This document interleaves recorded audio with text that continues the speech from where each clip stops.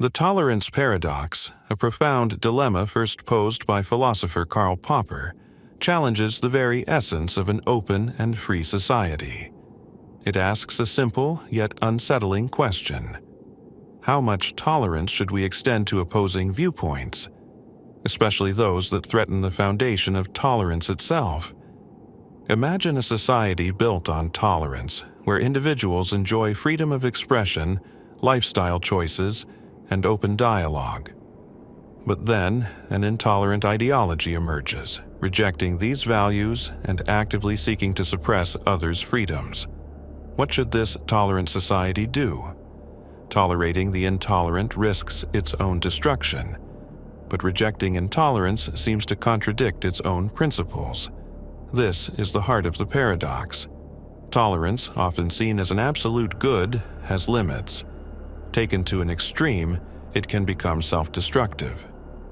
Popper, in his 1945 book, The Open Society and Its Enemies, argued that unlimited tolerance erodes tolerance itself. If intolerant ideologies are allowed to flourish unchecked, they can undermine the very freedoms that enabled a tolerant society in the first place. Popper's solution was controversial. A tolerant society must be intolerant of intolerance. While seemingly contradictory, his argument isn't about suppressing disagreement or silencing opposing viewpoints. It's about drawing a line when those viewpoints actively threaten the rights and safety of others.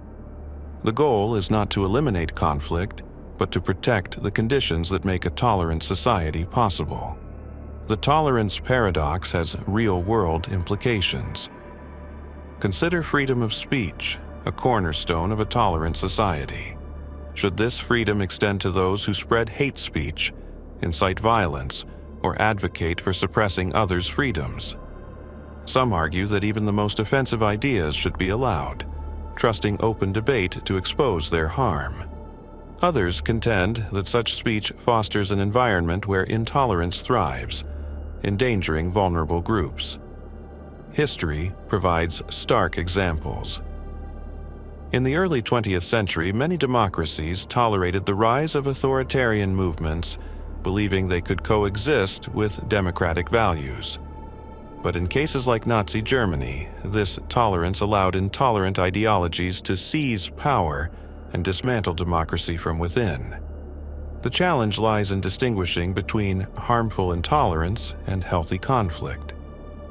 Disagreeing with someone's political views or cultural practices isn't the same as advocating for their suppression. Critics of Popper's idea worry about who defines intolerance, fearing that those in power could misuse this principle to silence dissent. The tolerance paradox also raises questions about human psychology and group dynamics. Intolerance often stems from fear, ignorance, or a sense of threat. Addressing these underlying causes through education, dialogue, and empathy can be more effective than simply suppressing intolerant ideas. In today's polarized world, the tolerance paradox feels especially relevant. Debates over free speech, censorship, and the boundaries of tolerance play out constantly. The paradox reminds us that tolerance isn't just about accepting differences. It's about actively protecting the principles that make coexistence possible. So, what can we learn?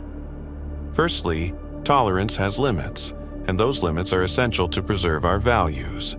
Secondly, we must think critically about how we respond to intolerance, whether through dialogue, legal protections, or, in extreme cases, restrictions. Finally, a tolerant society requires vigilance, courage, and a willingness to confront difficult questions about freedom, fairness, and justice. The tolerance paradox isn't just a problem to be solved.